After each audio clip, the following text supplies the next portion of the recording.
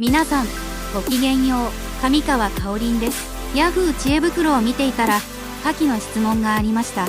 今回は、こちらの質問にお答えしたいと思います。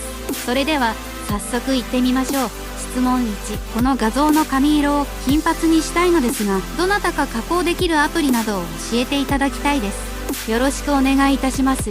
2022年12月7日ということなんですが、髪色を変えるアプリは数多くあると思います。ただ、無料で使えるアプリとなると、なかなかありませんよね。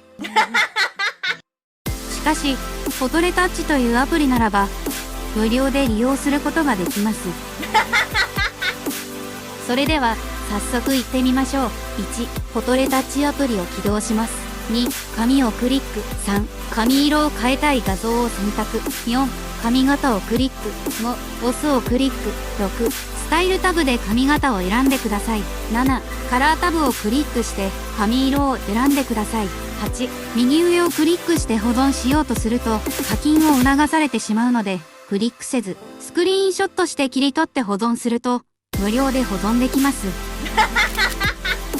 このフォトレタッチというアプリは、その他にも機能が豊富ですね。大体の機能が、1日3回までは無料で利用できます。